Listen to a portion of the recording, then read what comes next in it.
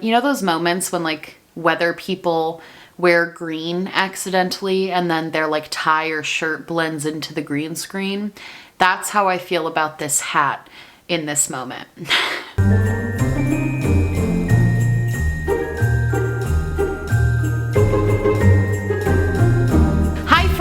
Hello, hi, how are you? I hope you guys are having an amazing day today and welcome to Glowmas. I'm not gonna lie, I'm tired. I'm really tired. I am just at my end of Glowmas right now and we're not even halfway through. So today I actually have this video on my list of like backup Glowmas ideas, like days where I'm kind of struggling to put something together or I'm like not really sure what I want to do. So I apologize if some of you think this content is a little bit lazy. I'm not trying to be lazy. I'm just also still trying to get something up for you guys. And I think this is kind of a fun video idea. So I had this idea like months ago where I thought it'd be kind of fun to rank the like top 10 dramas of 2021. So I went through and I shout out to T-Spill here on YouTube. She's a drama channel. She makes great content. It's very informative. And I went through her channel and basically just picked out like the top 10 things that I feel happened this year that were like big deals in the YouTube community. And I thought it would be fun for us today to sit here at my desk in my office, rank the top 10 dramas of 2021. Candle of the day. This is like a fun little look into, I know it gives people anxiety when I hold the candles. They don't get hot down here. It's okay. I'll be okay. I catch my hair on fire. This candle is Tiki Beach from Bath and Body Works. I've been burning it a lot lately. It's been my desk candle right now just because I'm freezing all of the time and I just desperately want to be on a beach. So that is why that's burning. But today I made a little tier ranker list and let's just get into sort of our topics, our categories, and let's rehash and re-remember a year that was filled with so much insanity. I honestly forgot about some of it. So let's jump into it. Okay, so let's look at our topics for today. So we have the James Charles, I'm not gonna call it drama. It's not. We have the James Charles stuff. We have influencers hanging out and meeting up before we had a vaccine and actively collabing at the height of the pandemic, beginning of this year. We have Jeffree Star and Kanye West's alleged hookup. We have Shane Dawson and Trisha Paytas ceasing their friendship. We have the David Dobrik situation. We have the Gabbie Hanna situation. We have the Nikkie Phillipi dog. Just terrible, absolute terrible. I can't even. We have Ethan and Trisha and the Frenemies breakup. We have the Ace family getting evicted and just overall lying about like a ton of different stuff. And then we have the Jaclyn Hill, the newest scandal, I would say. The Jaclyn Hill jewelry launch scandal. So for our tiers, we have honestly just stupid. We have not terrible. We have messy, we have very, very bad, and we have not even drama, just illegal. It pains me that I have to put that last category onto this list. Like, that's painful for me, but okay. So the very first thing I have here is the James Charles situation. I'm gonna go ahead and safely put this in the category that was created for this specifically, and that's the not even drama, just illegal. I feel like most of you probably know what happened with the James Charles situation, but just in case you don't, earlier this year, James was accused of messaging with minors and sending and receiving sexualized photos from minors and sending his own to minors. He was accused at the end of the day by I think about 20 different people, and while some of them have come out and said that they weren't telling the truth, a lot of them have maintained that they were telling the truth, and James himself has admitted that a lot of the situations that were brought up were in fact true.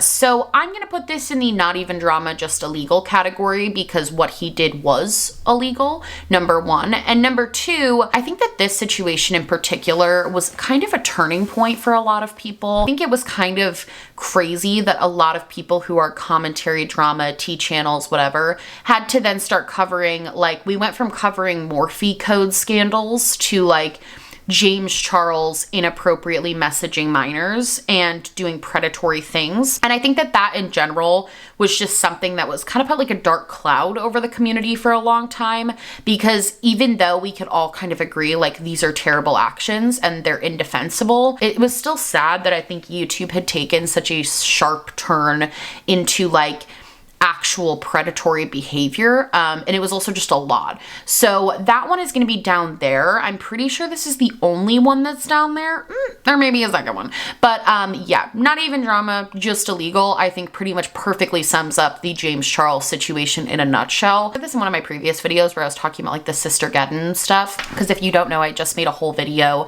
2 videos actually, kind of recapping the whole Bi Sister scandal and everything with that. And I stand by sort of my last sentiment in that video, which is the fact that James even still has a channel to post on and even still has the social media following that he does have is just like incredibly disheartening, especially because a lot of the claims made against him were that he was sort of actively using his power and influence from like being a very popular YouTuber to pressure people into doing things sexually.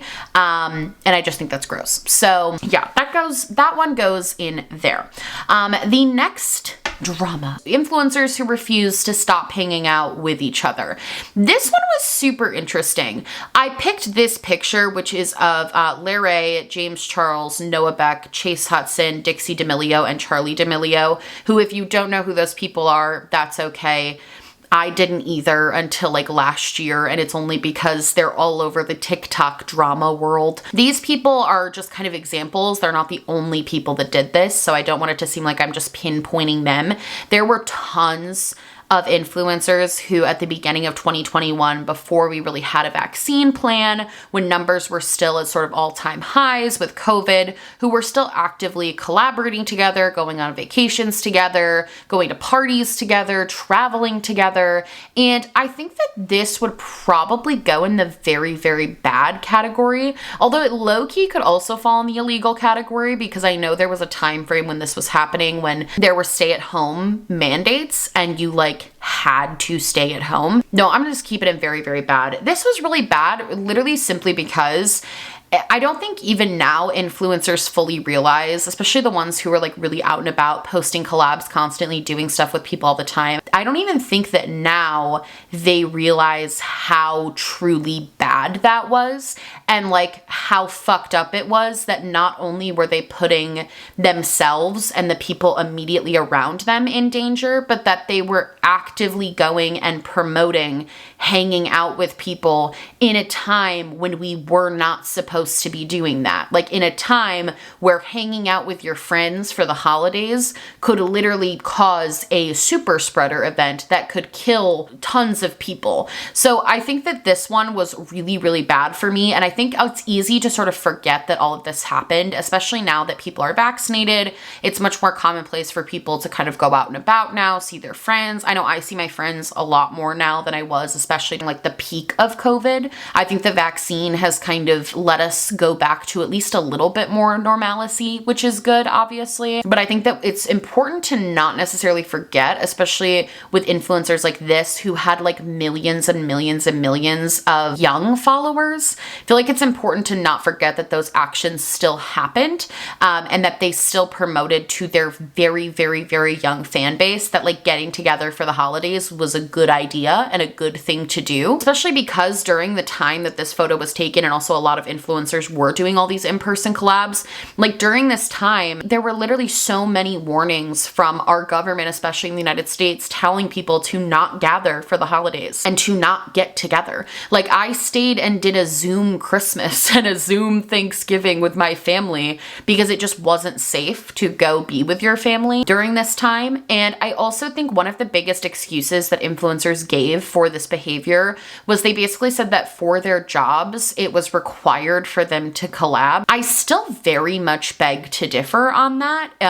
It is not and never will be a requirement as an influencer to do in-person collabs. Like, does it help your engagement? Maybe. I mean, these 6 people pictured here did do a bunch of collabs during COVID, and they all got a lot of views on their channel, but I would argue, like, at what cost? Like, at what point do you outweigh views over actively putting people at risk? So yeah, this one was very, very bad for me. I had a lot of opinions about this at the time. I still have a lot of opinions on it. It's definitely one of the shittier things that I saw happen. I had a lot of high hopes when COVID first started getting really bad, especially in the US. I had a lot of really high hopes that this would be a time for a lot of these influencers to like step up and like do what their job description says, which is like influence people in the right direction. And like none of the really young LA influencers really did that. They all just kind of continued to pretend that COVID didn't exist. So yeah, very, very bad. The next thing I want to talk about is the Jeffree Star Kanye West rumor.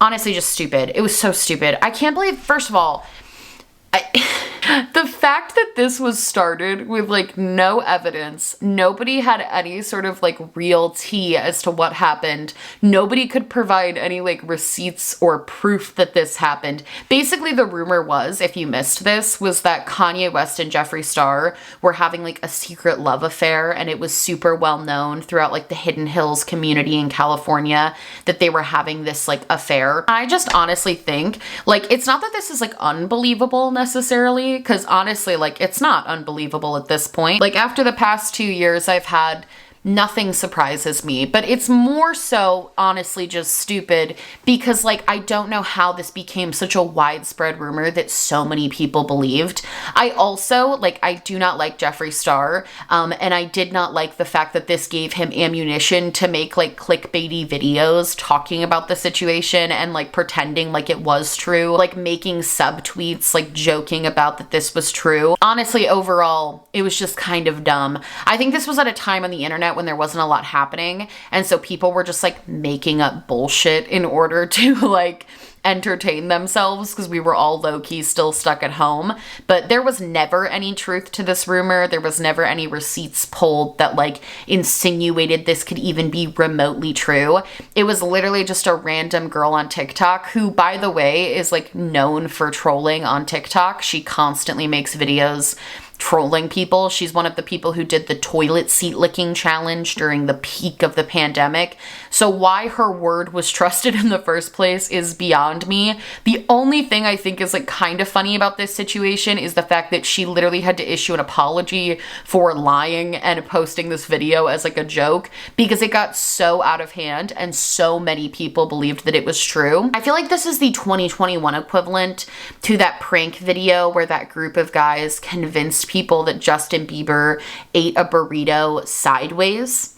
Do you guys remember that? There was like this whole thing where it was like Justin Bieber eats a burrito sideways and it like went viral on the internet. And then it was just some guy who looked like Justin Bieber and they like tricked everyone into thinking it. This is like the 2021 equivalent of that. Is just kind of like stupid, harmless, you know, lies, basically, gossip. Okay, next I want to talk about the ending of the Trisha and Shane friendship.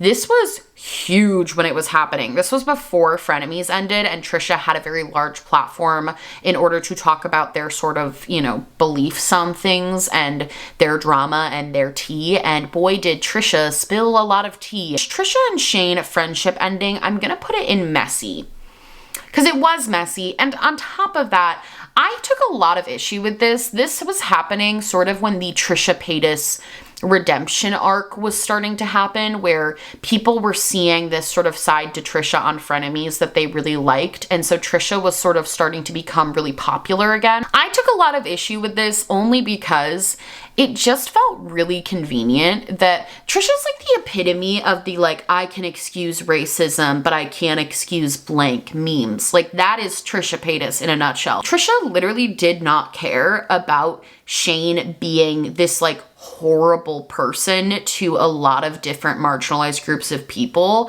until Shane like talked shit about them behind their back to Jeffree Star. And like that was the last straw for Trisha. Like Trisha was like, absolutely not. Like I can excuse racism, but I can't excuse you talking shit about me behind my back. And then all of a sudden Trisha was like team fuck Shane. It just felt very like not performative, because I think that Trisha did genuinely believe all of the things they were saying. Like, I don't think that that's not true. I just more so think that it's annoying that it took like a personal gripe in order to like do the right thing. And my other thing about the Trisha and Shane thing is like Trisha very easily could have been able to just like publicly denounce Shane's past behavior. Trisha was like ride or die for Shane Dawson, like till the cows came home. Like Trisha was Shane's only and number one supporter time and time and time again, and excused a ton of just like disgusting behavior. And I think it's really telling that they only cared the second that Shane's actions affected them. Yeah, messy. It was also just messy because a lot of like personal shit started coming out that like was not relevant to the situation. And then I remember Jeffree Star was involved, Hair by Jay was involved. He was like yelling and being mean to Trisha on a live stream. Like the whole thing was just so messy.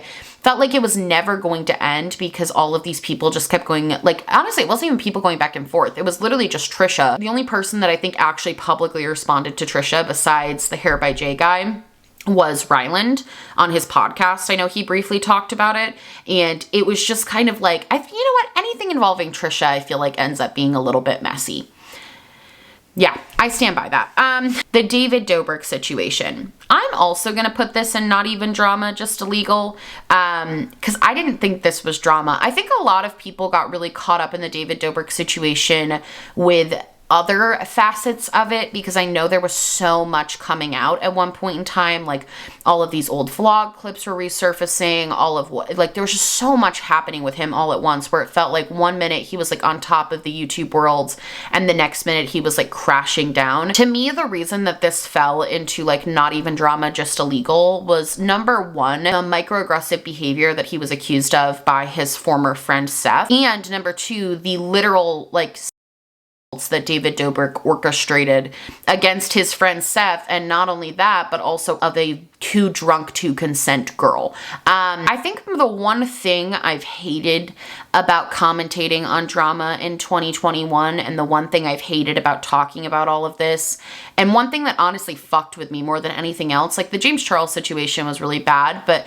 the David Dobrik situation really fucked with me because I think it was really difficult to hear basically everything that was said and hear the way that he acted behind the scenes and hear the way he interacted with people and the way that he, like, his direct actions led to this girl having a very traumatizing experience. I think that all of that happening, and then like he put out a video where he was just like kind of subdued, and then a month later came back to the internet and everyone just forgot. It was like really disheartening, I think, because even now, like, he still pulls like 8 to 10 million views a video. He's incredibly successful. He has all this different stuff going on, like tons of projects in the works, and I just feel like there wasn't any sort of like repercussions for those actions. And even now, if you watch his vlogs, like I'll watch them occasionally because I genuinely feel like I want to know if any of the actions that he said were going to take place did, and there's no noticeable change. Like,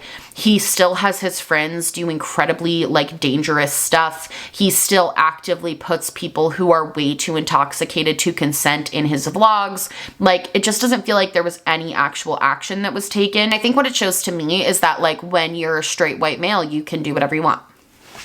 And that's not news, but it is disheartening to see. Next, the Gabbie Hanna situation. Honestly, should this go in every category? I kind of feel like it. There are some parts, oh my God, like where does this even go? Because there's, okay, let's break it down. There are some parts of the Gabbie Hanna situation that I do feel are honestly just like stupid. Like, I think some of the criticism of Gabbie Hanna is like just kind of like not correct. Like, I agree with that. Some of the drama that she has been in, I disagree with. And I've talked about that ad nauseum in the videos that I've made, like covering her series and stuff. As far as like the not terrible category, no, pretty much all of them then fall into messy. Oh my God. messy. Are you kidding? The whole thing that happened when Gabbie basically on Twitter started just like publicly calling out people she thought were enemies so randomly. Like first it was BB Rexa, then it was Rachel Oates, then it was Dominic DeAngelis, then it was, oh my God, who's the other guy that she called out? There was another guy too, I cannot remember his name, but just like calling out random people on Twitter for like liking a tweet about her, or calling out random people on Twitter because they subtweeted about her, calling out like random people like Rachel Oates because they made a video about you and your book 8 months ago is like so beyond messy. It was just, the whole situation was ridiculous. I also think certain parts of her series were very messy. Yeah, I don't feel the need to fully expand on that. Like, I think we all kind of know what I'm talking about, like the Escape the Night stuff.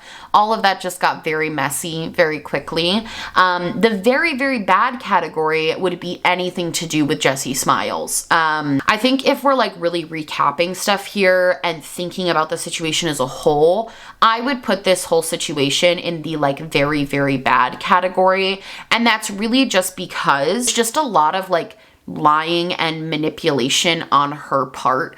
She said at one point in her series, she was like, I don't really care if people think that I'm right. I don't really care if people believe me. Like, this is my truth and this is what happened. And then she went on to say that like eventually in time, people would see her side of the story and people would see the truth in what happened. And people would see that like she was the victim in all of this and like everyone around her was just out to get her. And we are now months out from the sort of Gabbie Hanna explosion of stuff that was happening, and I have still yet to see her side in like 100% of the situations that were covered. Like everything I felt after I watched the initial series, I still feel now. I mean, even after listening to that 3-hour phone call, like so many times with Jessie Smiles, even after looking at all of the sort of receipts that she's provided, even after looking at sort of my own commentary, like I just do not see a way that she is just the perpetual victim. And I never will, I don't think. I don't think a lot of people will. I'm gonna put that in the very, very bad category. I will say too, I thought that she was like kind of just like reeling it in a little bit and like maybe not being as like drama focused. But then I found her TikTok the other day and she's basically just doing the same type of stuff she used to do on YouTube on TikTok, where she's just like kind of like going off on people, like going off on random commenters. She posted this whole video about how like she idolizes Kanye West and wants to be Kanye West and how she feels like she's going to be able to change the world.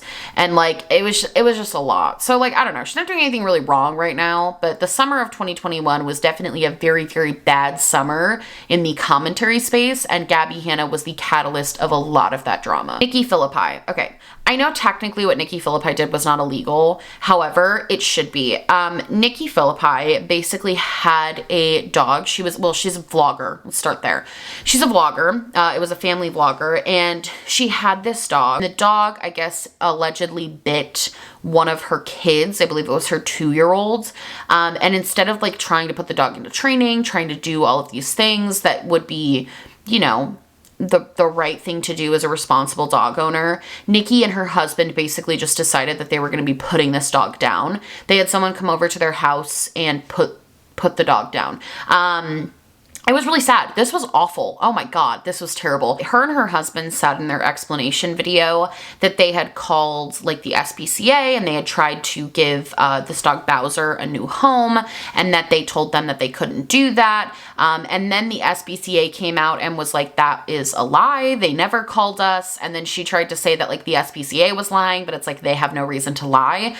She came back to YouTube a little while later, and they were gone for like a couple months though. The whole family was gone for a couple months. She came back to YouTube trying to like explain herself, but honestly, this is just like, it's not even like not even drama, just illegal, but it's not bad. It's like not even drama. It's just evil. Like, putting your dog down for behavioral issues should be an absolute last resort. It's not something that should just be done lightly just because you like felt like it and you were like, oh, I'm sick of dealing with this. Like, we have kids now and like we don't want to put in the effort to train our dog. So like we're just gonna dog. Like the whole thing was just so fucked. That's like, yeah, not even drama, just fucked. That's the Nikkie Phillipi situation. Like, oh my God. Okay, let's talk about Frenemies Ending. Again, I'm tempted to put this in the messy category because I think that's a pretty fitting place for it to go. Yeah, I think the messy category is a good place for this. Ethan Klein and Trisha Paytas had one of the most popular podcasts, especially on YouTube,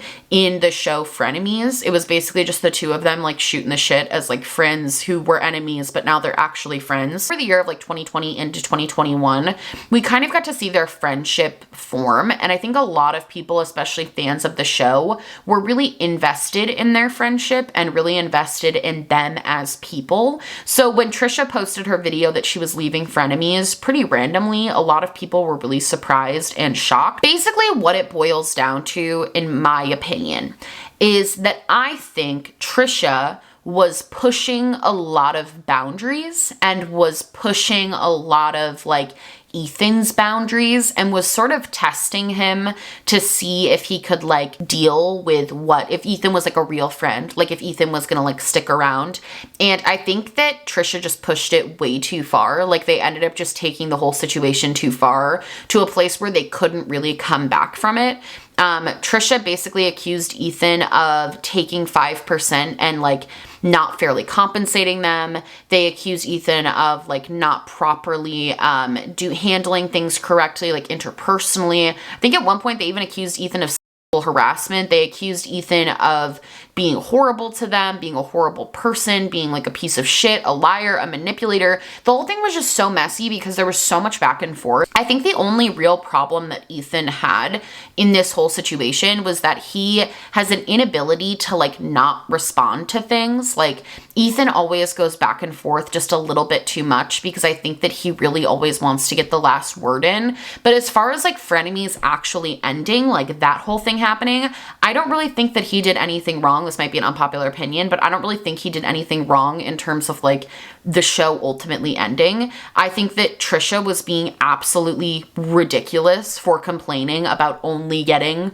45% of the earnings when they basically just showed up for a couple hours every week and filmed this show. Like that's lunacy to me. The fact that they complained that they weren't getting 50% of the memberships and then Ethan just like gave it to them anyway. Again, like it's kind of crazy to me. A lot of people saw Ethan as the bad guy over like the 5% thing, because if you think about like podcasts and how they work, most YouTubers who do podcasts have like management companies that do them, and those management companies give the YouTubers involved like maybe 40%, 30% of all of that, like 25% even, because they're handling all of the production. A production fee is incredibly customary when you have a production running your show. And in this case, the production and one of the co-hosts just happened to be the same person. But somehow people twisted it to be like Ethan's trying to screw Trisha out of making money. What? That's like the most generous deal I've ever heard. 45%. You're going to get 45%. You're still going to be mad and complain because you have to like show up. And I think honestly, this show from the get was kind of destined to fail just because of the dynamic. Like literally it's called Frenemies for a reason. Like they weren't friends to begin with. And I think that even though they did develop this bond and this friendship that a lot of people resonated with and really liked, I also think at the end of the day, this was never going to be like a long-term thing. I think the thing that was sad to me is because Hila has a brother named Moses, and Moses and Trisha actually are getting married. So because of that marriage, all of them are like supposed to be becoming family. And I think the really sad part about watching all of this sort of unfold was having to see Hila react to like basically losing her brother because of all of this weird online internet drama that was going on. Like I think at the end of the day, the family aspect of it was sort of the saddest part to me, because I just can't imagine having to have all of this like personal family stuff blown up by both Ethan and Trisha. Like they were basically the catalyst for this happening. I think because of it, it sort of drove a wedge through Moses and Hila and their relationship. And I think that was also really sad to see, especially for a lot of viewers. I think people were really invested in that. And it was just sad to watch Hila like be hurt in that way. Okay, let's talk about the Ace family. So There are so many things. I'm doing a deep dive into the Ace family. It should be coming out. Oh my God, what day? Hold please. I'll let you know. Actually, maybe I won't tell you the exact day because then if it's late, I don't want people to be mad at me. It's coming out this week. But I have a deep dive on the Ace family coming out, and I'm going to get way more into this. But I think a huge sort of drama that happened this year was them being evicted from their house. Honestly, I'm going to put this in the not terrible category. This really wasn't, I hate to be like, oh, it wasn't that terrible. It wasn't that terrible. Like, not everything involving the Ace family this year falls into this category, specifically just the getting evicted from their house thing. The only reason I find it to be not terrible is because they didn't like hurt anyone by doing this. Like they didn't like hurt anyone other than themselves and their children.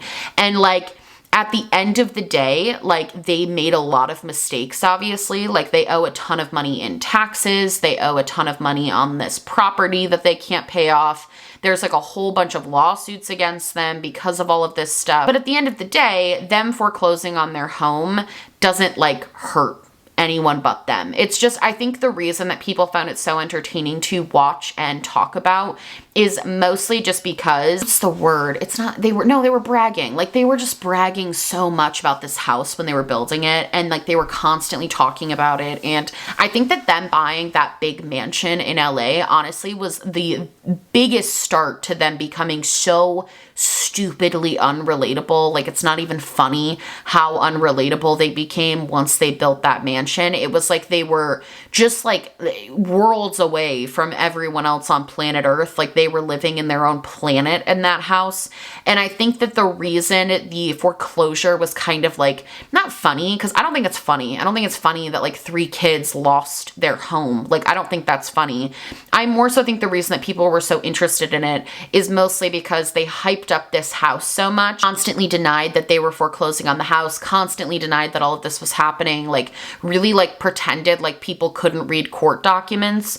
And then they just like left the house because they were being foreclosed on. I think the other thing about it too is they made a video trying to like explain what actually happened, and none of the video makes literally any sense. I'm gonna link a video down below that like debunks their house, what happened to our house video really, really well. Because literally nothing they say in the video about what they're claiming happened makes even a little bit of a semblance of sense. So yeah, I would say not terrible, but also like definitely not good. And if we're talking about like everything that happened with them this year as like a whole, not just the house situation, they would go in the illegal category because they did break the law multiple times. Okay, finally, let's talk about the Jaclyn Roxanne launch. I'm gonna put it messy.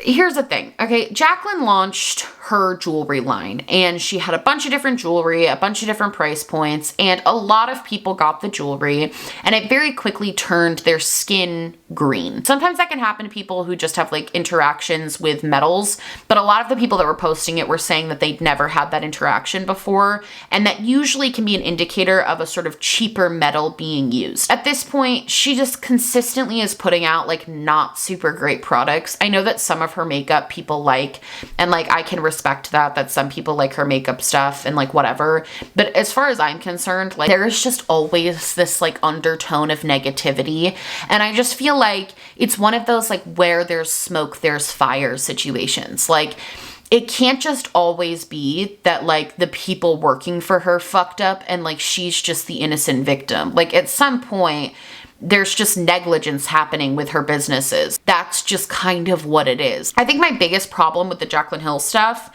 is that because of the way Jaclyn has currently set up her brand on YouTube, it is very hard to critique her in any way because people think that you're just being hateful towards her to be hateful. But I think the problem is that a lot of people who come forward about these bad products and who come forward and say that they've had a bad experience, I think they're just genuinely trying to like share their experience and share what happened with the products and like give an honest consumer review so that other people don't buy this stuff and potentially have similar reactions or similar problems. I think Jaclyn has sort of like girl boss. She's like the epitome of like a YouTube girl boss.